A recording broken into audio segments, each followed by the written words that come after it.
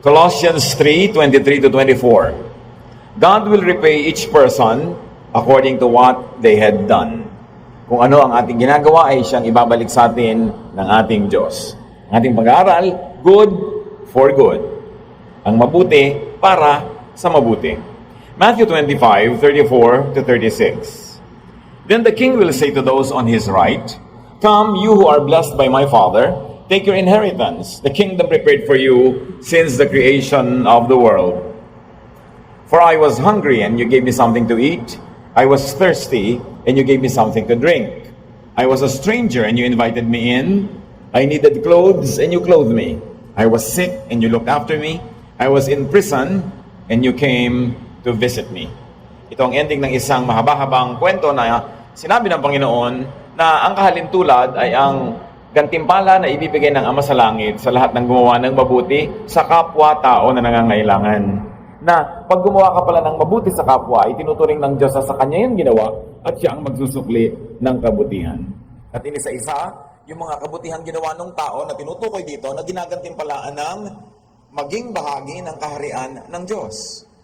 So God here is the beneficiary or the recipient of good deeds. Because when you do good things to people, God counts it as He Himself receiving those good things. So God receives food and drink, hospitality, clothing, care, as in care for the sick, and visit for those who are in prison. And God, the beneficiary, repays good with good. He pays good with the kingdom of God.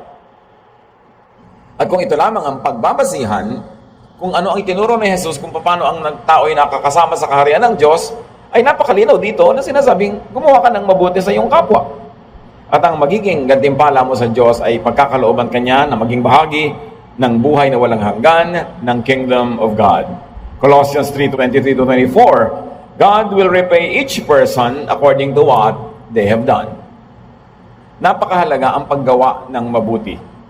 Napakalaking pagtatalo ng mga theologians, yung salvation by works ba yan o salvation by grace. But whatever your stand is, and there seems to be verses that would support both stands, malinaw ang mga itinuturo ni Jesus, at least sa verses na pinag-aaralan natin ngayon, napakahalaga ng paggawa ng mabuti dahil ito'y sinusuklian ng Diyos ng kabutihan, kagandahang loob, kasama na ang kingdom of God. God rewards good for good. And that we should imitate God and Jesus in rewarding good deeds, in rewarding doers of good. Ephesians 5:1, follow God's example. At kung ang Diyos mismo ay nagagantimpala sa gumagawa ng mabuti, tayo mga nananalig sa Diyos at sumusunod sa Kanya, ay dapat sumunod sa Kanyang halimbawa na maggantimpala din sa gumagawa ng mabuti. John 14:12, very truly I tell you, whoever believes in me will do the works I have been doing, sabi ni Jesus. Kaya ang paggawa ng mabuti, bukod sa likas sa atin, sa paggawa ng mabuti, ay ginagawa mo rin bilang pagsunod sa halimbawa na ibinigay ni Jesus at itinuturo sa Biblia na ginagawa ng Diyos.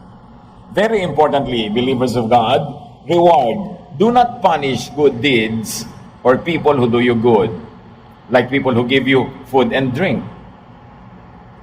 Meron mga nagbigay na nga sa'yo ng pagkain, pipintasan mo pa yung pagkain. Magrereklamo ka pa. Yung ba ang napala nung nagpakain, nung nagluto, nung naghain, nung nag-share?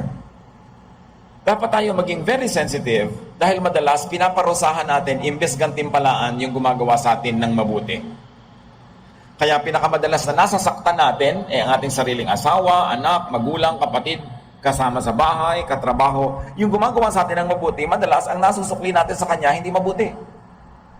Sometimes we get too familiar with people that we feel entitled to receive good things from them, that we no longer are thankful. In fact, we become ungrateful. At mahalagang pinapaalalahanan ng sarili tungkol dito. Do not punish people who give you hospitality. Like, do not overstay your welcome. Pag may nagpatuloy sa'yo ng isang gabi, tama na, umalis ka na sa second day. Liban na lang magmakaawa siya sa'yo at piliti ka magstay pa. Hindi yung pinatuloy ka na nga, ayaw mo pang umalis, pinarusahan mo siya, nagsisisi na tuloy yung tao kung bakit ka pinatuloy. Do not overstay your welcome. And if you're a guest of somebody's hospitality, help out. Kailangan tumulong ka doon sa kung nakikitira ka sa isang bahay, tinanggap ka doon, makitulong ka sa household chores. At lalo kung kakayanin mo naman, makitulong ka sa gastos. Hindi yung pagpasok mo doon, naging bisita ka na, nagkaroon sila ng among dakila dahil naging bisita ka, nakakapagsisi kung bakit ka naging bisita. And do not have your own guests. Meron naman, pakain na nga siya, may bit-bit pang another pakain. Bisita mo na nga, may bit-bit pang, pwede ba ako magsama ng iba? Bisita ka na nga eh. Meron naman, kung meron kang bahay bakasyon na, naimbita mo siya sandali, biglang mamaya, pwede bang mamaya magbakasyon ako dito, isasama ko mga kaibigan ko? Iniimbita kita, pero wala kang karapatang mag-imbita ng mga kaibigan mo. Pero maraming ganong tao, abusado. For having been invited, they punish the one who invited them by extending their stay, by abusing their stay. And of course, still with hospitality, do not unilaterally renew the invitation. Pag minsan kang naimbita sa isang bahay, sa isang lugar, sa isang okasyon, hindi automatic na lagi ka na lamang naimbitado o ina-expect mo, imbitado ka uli. Your invitation is only good for one event. Hindi ko minsan ka naimbita sa birthday celebration ng isang tao, tuwing birthday niya, nandun na yung mukha mo kasi hindi ka imbitado. Minsan lang yung parang ticket, good for one entry. At kailangan maghihintay ka na imbitahin ka uli. Huwag nating parusahan yung mga tao na nagiging mabuti sa atin. Reward. Do not punish good people who give you clothing and who give you care. Do not abuse. And people who pay you a visit. Mga kapatid, kahit tayo ay may sakit, kahit tayo ay nangangailangan, pag dinadalaw tayo ng mga tao, we should reward them, not punish them for visiting us. Paano mangyayari yun? Be your cheerful side. Hanggang kaya mo maging cheerful ka. And do not saddle your visitors with too many complaints. Nagbi-minister ka rin sa bisita. Hindi yung kukumustahin ka na lang, ang lagi mo na ikukwento yung sakit ng ulo mo, yung hilo mo, yung pagod mo, yung sakit mo. Hindi na makarinig ng magandang balita yung dumadalaw sa'yo. Pwede ka naman makahanap ng magandang balita. Kumusta kayo? Ay, mabuti naman, natanggal na yung hilo ko. Hindi mo lagi sabihin kasi masakit ang tiyan ko ngayon, masakit ang paa ko. Humanap ka ng ipagpapasalamat, nakakasayang topic, para hindi naman nakakapagod kang bisitahin. Nakakapagod ka na nga, yun lang to cross the city with traffic. Pagdating sa'yo, mag-minister ka rin sa bisita. Hindi laging ikaw ang miniministeran. Kaya iba nakakapagod ng dalawin eh. Napapansin nyo ba, ang isang may sakit, minsan lang nadadalaw? At pag hindi pa siya gumaling, sa buro lang niya uli ang next dalaw. Kasi nakakapagod ding dumalaw na ikaw din naman, iniagaw mo lang ng orasyon, meron ka rin nararamdaman, may problema ka rin. Tapos pagdating mo sa dinalaw mo, walang katapusang daing, walang katapusang reklamo, napakabigat ng feeling mo, napaka-negative. Ikaw din naman nangangailangan din ng pagtingin, nangangailangan ka rin ng care, kahit ikaw yung dumadalaw. Nagkataon lang na mas malakas ka ng konti kaysa sa kanya sa oras na yon, pero hindi ibig sabihin na superman o superwoman ka. So mga kapatid, pag kayo dinadalaw, isipin nyo, paano ko kaya papasaya itong dumadalaw? Saan kayo, paano ko papagano naman yung loob? Hindi laging ibubulto nyo na lahat ang mga hinaing nyo sa buhay, kaya hindi na uli kayo nadadalaw. Minister to those who minister to you. Reward those who do you good with thankfulness, with gratitude. Pasalamat. Kahit tinulungan ka at kulang pa rin, huwag sabihin ay kulang. Magpasalamat kang, wow, nabawasan ang mga pangangailangan ko dahil sa bigay mo, hindi yung kulang pa rin. Yung parang kahit, eto ulo ko, gusto mo, eto pa ako, etong tuhod ko, sa'yo na, kulang pa rin. Kahit anong gawin ko, kulang at kulang, so huwag na lang. Dinadala natin ang mga tao na gumagawa sa atin ng mabuti. Napakaraming mga tao, habang bata pa lang sila, mga matulungin, mababait, pero nadala, tumigas na yung puso. Nagsara na ang mga pinto ng kanilang puso sa pangdadala ng kapwa. Dapat pag may ibinibigay sa atin, laging salamat. Hindi yung kulang. Kulang din lang pala, di huwag na lang kitang bigyan. Reklamo din lang, di huwag na lang. Luke 17:11-19. Now on his way to Jerusalem, Jesus traveled along the border between Samaria and Galilee. As he was going to a village, 10 men who had leprosy met him. They stood at a distance and called out in a loud voice, "Jesus, Master, have pity on us." When he saw them, he said, "Go, show yourselves to the priests." And as they went, they were cleansed. One of them, when he saw he was healed, came back, praising God with a loud voice. He threw himself at Jesus' feet and thanked him, and he was a Samaritan. Jesus asked, "Were not all 10 cleansed? Where are the other 9? Has no one returned to give praise to God except this foreigner?" Then he said to him, "Rise and go, your faith has made you well." So yung pinaglalakbayan ni Jesus, border ng Samaria at Galilee. Border ng mga Jews at ng mga Gentiles. Or ng Samaritans. They were not even full-blooded Gentiles. They were still Jews, except that in history, they were separated from mainstream Israel. Kaya mababa ang pagtingin sa kanila ng mga pure-blooded Jews. Pero dahil pare-pareho silang may ketong, never mind kung sila ay Jew o Samaritan, pagkakasama na sila sa leper colony. Yung mga kuweba, mga lugar natira na mga may ketong. At may 10 doon na nagmakaawa kaya sa pagalingin sila. Pag sila pinagaling, takbuhan na. Uwian na yung mga tao, ang aatupagin na nilang buhay nila kasi bigla silang gumaling. Isa ang tumigil, bumuelta, nagpatira pa sa harapan ni Jesus at nagpasalamat. At sabi ni Jesus, parang sa akin pakiwari ay 10 ang pinagaling ko. Bakit isa lang bumalik dito? Nakita niyo mga kapatid? According to statistics, sa 10 na tutulungan niyo, isa lang ang grateful. Huwag na kayo magtaka. Yung siyang nakakalimot. Nalilimutan na nila kahit anong kabutihan ang gawin mo. Ay, may siyam kang nagawang mabuti, ikasampu, hindi sila nasyahan. Yun ang kakakampihan nila. They will give themselves this flimsy excuse so as not to have to be grateful. But this one, and he was the Samaritan one, hindi siya yung Hudyo, alam niya sa mga kwento ni Jesus, laging mas mabuti pa yung mga Samaritan, mas mabuti pa yung mga Gentile kaysa sa mga Jew. Kasi yung mga Jew, sa sobrang pagiging religyoso nila, akala nila entitled na sila sa lahat ng blessing. At pag nabe-bless sila, hindi na sila grateful. Meanwhile, itong outsider feels very grateful. At minsan, di ba, ganon? Tulong ka ng tulong sa pamangkin mo, naubos sa lahat ng kabibigay mo, hindi pa rin grateful. Kasi iniisip, pamangkin naman niya ako, di tulungan niya ako. Entitled naman ako sa tulong niya. Kaya madalas, mas mainam pantulungan ibang tao Mas tumatanaw na utang na loob kaysa mga sarili mong kamag-anak. Kasi yung mga kamag-anak, they feel entitled. Feeling nila, dahil kamag-anak sila, duty mo silang tulungan, hindi sila masyadong thankful.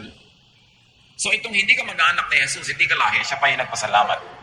But the lesson is, be thankful, be grateful, and be expressive. Nagpatira pa siya, hindi basta thank you lang. Talagang with feelings ang kanyang pagpapasalamat. Napakaraming ganyang tao. Isa pang paalala is to reward people who do you good with whatever you could give in return. Kahit ikaw yung recipient, ikaw yung tinulungan, hindi ka pwedeng ma-zero ng pwedeng isukli. Meron at meron kang pwedeng isukli sa kabutihan na ginagawa sa'yo. Hindi sapat na thank you na lang kung meron kang pwedeng gawin either service or something nice or something good or whatever. Laging may token ng pasalamat so that you don't end the cycle of giving, receiving. Because when you receive and you give back thanksgiving, gratitude, and a gift, papaandarin mo uli yung makinarya para mag-give siya uli sa'yo, nagbigay ka uli. Non-stop yung cycle of giving. Pero pag binigyan ka, tinanggap mo, wala ka nang ginawa, tapos na, wala nang interaction. Hindi na tuloy-tuloy yung cycles of blessing. Acts 16:13-15, we sat down and talked with the women who came. One of them was Lydia, who sold expensive purple cloth. Then, after she and her family were baptized, she kept on begging us, if you think I really do have faith in the Lord, come, stay in my home. Finally, we accepted her invitation. Ito yung babae na tumanggap sa Panginoon, tumanggap ng bautismo, at bilang ganti, naging hospitable naman siya. Ipinagpilitan niya na sa bahay niya magtira yung mga missionaries. Nagawan siya ng mabuti, nadalan siya ng salita ng Diyos, nakatanggap siya ng katotohanan, at siya ay nakatanggap ng bautismo. Ang ganti naman niya, iba, i-house niya, papakainin niya, aalagaan niya yung mga tao kasi hindi naman uso yung mga hotel nung araw. Napakahalaga yung ministry of hospitality. So she received something from the men of God. She gave back something. Galatians 6:6, share every good thing you have with anyone who teaches you what God has said. The other versions say, he who is taught should share all good things with the teacher. At yun ang ginawa ni Lydia. Importante yan. Hindi lang thank you ng thank you. Hindi ka pwedeng ma-zero ng pwede mong pangsukli. Hindi bayad yon, sukli yon. At kung isipin mo, parang pangati. Kung kayo ay lumaki sa probinsya, may mga pugad ng manok. Pag nangitlog ang manok, pwede mong kunin, pero magtitira ka ng isa. Kasi pag kinuha mo lahat yung itlog, pagbalik ng inahin, yung nagtatampo siya, hindi na siya uli mangingitlog. Ang tawag doon, pangati. Dapat merong ganon.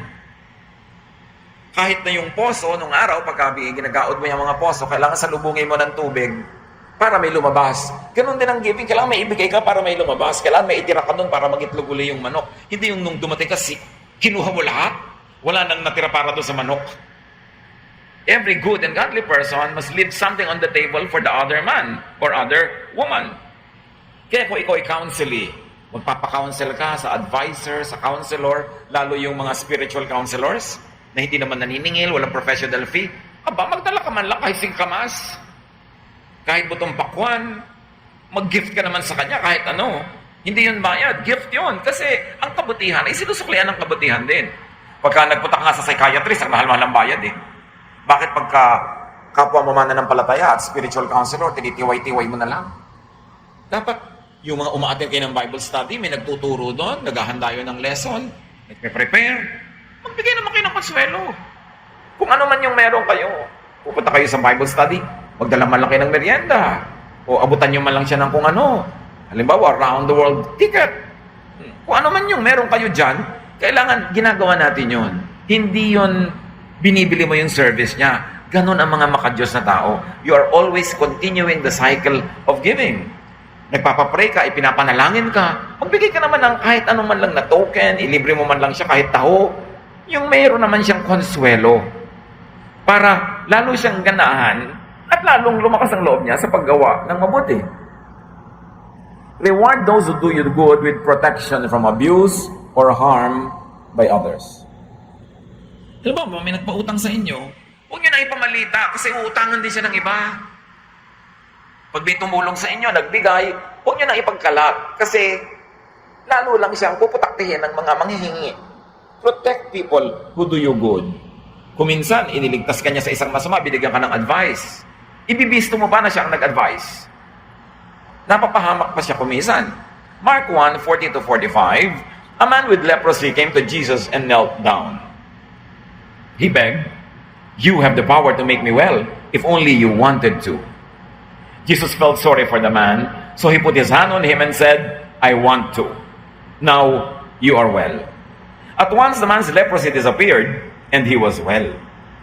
After Jesus strictly warned the man, he sent him on his way. He said, "Don't tell anyone about this. Just go and show the priest that you are well. Then take the gift to the temple as Moses commanded, and everyone will know that you have been healed."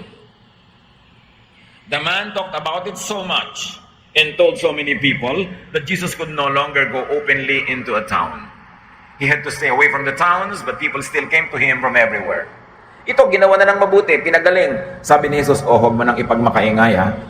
Huwag mo nang ipamalita na pinagaling kita. Kung ano man ang dahilan ng Panginoon, di niya in-explain. Pero itong pinagaling, lalong ipinagdaldal ko kani-kanino na pinagaling siya ni Jesus. Ang naging bunga, nakainitan siya ng mga priest, gusto siyang ipatakip, at tapos yung mga tao nagkakagulo sa kanya, hindi naman gusto ni Jesus sa pagkaguluhan lang siya para sa pagpapagaling. Gusto niya magturo. Lumapit sa kanya para kanya maturuan. Puro pagpapagaling na lang ang agenda ng mga tao na hindi naman yun ang main agenda ng Panginoong Jesus. So, this man punished Jesus for healing him instead of rewarded Jesus for healing him. It's very important, brothers and sisters, keep confidences. Kung minsan, bagong-bagong member ka ng isang congregation, hindi mo alam kung sino doon yung mahilig mangutang, mangbiktima, mang 1, 2, 3. So may ali-aligid na sa'yo ng mga gustong mambiktima. Merong isang concern. Sasabihin sa'yo, alam mo sister, bago ka lang dito, pero bibigyan kita ng warning, ha? Huwag ka munang masyado magtiwala sa mga ganito, ganon-ganon. Tapos ibibisto mo, alam mo sabi, sa akin huwag daw ako magtitiwala sa'yo. Ginagawa ka na nga ng mabuti, guguluhin mo pa siya. At maraming ganong tao. Hindi marunong magsukli ng kabutihan for kabutihan. Nakakapagsisinggawa ng mabuti, kaya tuloy yung dating mabubuti ngayon, hindi na ganong kabayat, nadala na. Keep the privacy of your benefactors. Hindi lahat ng nagbibigay ay gustong i-broadcast. Yung matatalino na nagbibigay sa kapwa, hindi nila binobroadcast kasi pupuntahan sila ng lahat. Hindi naman nila kayang bigyan lahat. May magtatampo, may maiinggit. So dapat quiet ka lang pag binibigyan ka. Hindi yung ipinahamak mo pa yung nagbigay sa'yo dahil may mga magtatampo pa sa kanya. Keep secrets. That's how you reward people who do good to you. Meron naman, pinapunta ka na nga sa bahay niya, kinupkup ka, tapos yung mata mo naninindahan, nagsa-shopping ng machichismis. At pagbaba mo sa bahay niya, wala kang gagawin kundi ipamalita sa lahat ng nalaman mo mga sikreto niya doon. Dapat hindi ka talaga pinapasok sa bahay niya. Ganda ng mga tao. Maghahingi ng trabaho, ipapasok mo ng trabaho kung kaninong kilala mo.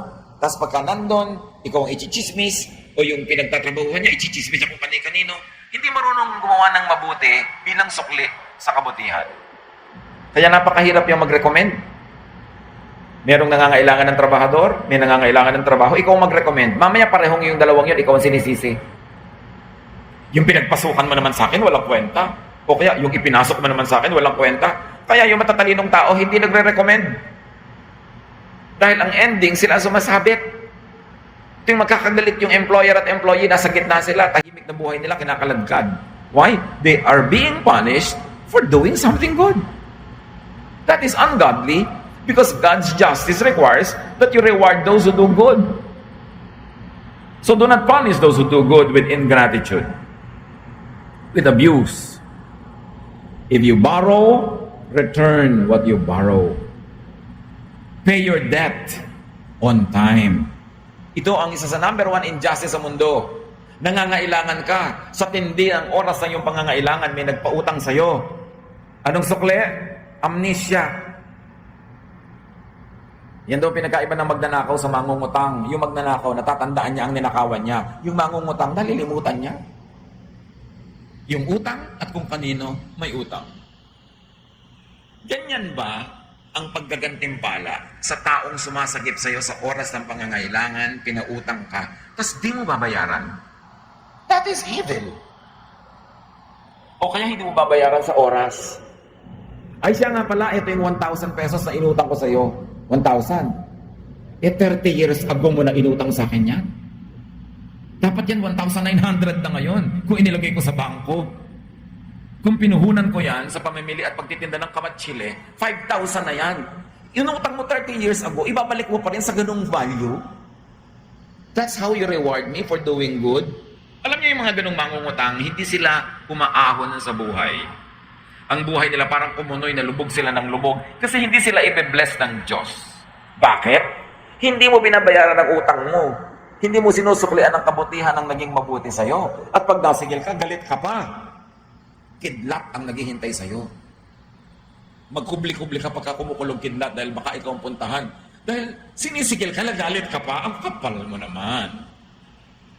Samantalang nung naghihirap ka, hindi ka nahihiya. Di ba? Ngayon hindi ka masingil-singil. Do not punish those who do you good with harm or with evil. 1 Peter 3:9, do not repay evil with evil. On the contrary, repay evil with blessing. So do not return evil for good, obviously. Matthew 25:21, his master replied, well done, good and faithful servant. You have been faithful with a few things. I will put you in charge of many things. Come and share your master's happiness. Nakita niyo ang gumagawa ng mabuti? Lalong ginagawa ng Diyos ng higit na mabuti, lalong umaasenso, lalong sumasagana, kaya lalo pa nilang kayang gumawa ng higit na kabutihan. At sa paggawa nila ng higit na kabutihan, mas iba yung sukoy ang ibibigay sa kanila ng Diyos. It is a cycle of prosperity. Pero pag hindi ka marunong gumawa ng mabuti sa gumagawa sa inang mabuti, it will be a cycle of poverty, a cycle of suffering. Because there is divine justice. Pagka hindi ka makaahon-ahon sa buhay, makahalata ka, baka kulang ka ng gratitude sa Diyos o kulang ka ng gratitude sa gumagawa sa iyo ng mabuti.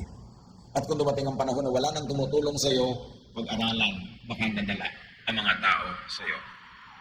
Hindi lang, do not return evil for good, but all the more, return good with, and return good for good. Yung negative, mabuti na nga, sinuklihan ko ng masama. Pero yung positive, yung mabuti, suklian mo rin ng mabuti. Even your spiritual leaders. Kung ikaw ay choir, yung choir director mo, ikaw yung nasa Bible study group, yung teacher, yung counselor, yung leader, Hebrews 13:17, obey your leaders and do what they say. They are watching over you and they must answer to God. So don't make them sad as they do their work. Make them happy. Otherwise, they won't be able to help you at all. So pag may nagli-lead, make them happy. Don't make them sad. How do you make them happy? Give them your cooperation. Be attentive. Be obedient. Be disciplined. So you make your leaders happy. And when they are happy, they can lead better. At the end of the day, you benefit when your leaders are happy. Ganun din yun. You benefit when your parents are happy, when your spouse is happy, when your brother or sister is happy. You benefit. You make people happy and you benefit. Make them sad and you lose. Kaya iba, nasa cycle of sadness ang buhay nila because they make people sad. Those same people will make them sad as well. Or even if they did not intend to make you sad, they will not be capable of making you happy. Ang ending, sad ka pa rin. You harvest what you plant. It's a basic law of nature. When you make people happy, they or other people will make you happy. When you give to people, they or other people will give to you. So kung anong gusto mong anihin sa buhay na ito, yun ang itanim. Kasi yun ang aanihin.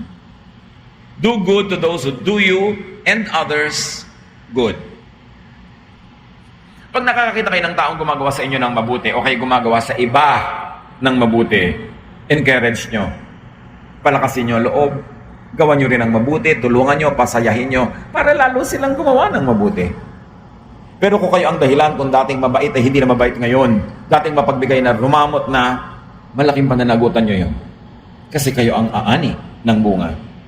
Huwag lang gumawa ng mabuti sa mabuti. In fact, do gooders. Makipagpaligsahan sa paggawa ng mabuti, hindi sa paggawa ng masama. Luke 6:38, give and it will be given you. Yan ang sabi ng Diyos. A good measure, pressed down, shaken together, and running over, will be poured into your lap. For with the measure you use, it will be measured to you. Gusto mong makatanggap, magbigay ka. Gusto mong umaapaw ang natatanggap, mag-umapaw din ang ibibigay mo. Dahil sabi ni Jesus, kung anong panukat mo sa pagbibigay, yun din ang magiging sukat sa pagtatanggapin mo. What you give, you keep. What you keep, you lose. Yun ang mga kabalintunaan ng spirituality. Give what you want to keep because God will give it back to you, full measure, shaken, running over. Umaapaw, siksik at liglig. Luke 6:32-33, if you love only someone who loves you, will God praise you for that? Even sinners love people who love them. If you are kind only to someone who is kind to you, will God be pleased with you for that? Even sinners are kind to people who are kind to them.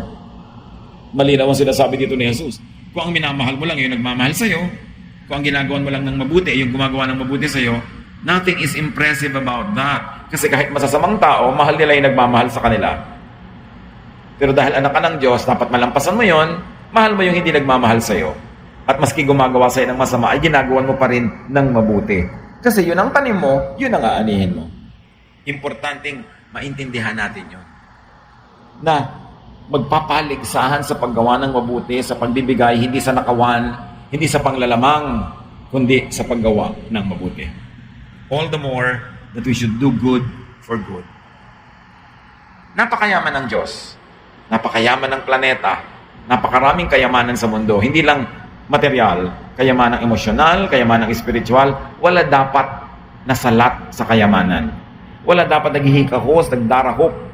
Pero bakit marami ang nagdarahop? Bakit marami ang naghihikahos? Siyasatin natin ating sarili sapagkat yung hindi natin tinatanggap, maaaring isa lang ang dahilan kasi hindi natin ibinibigay.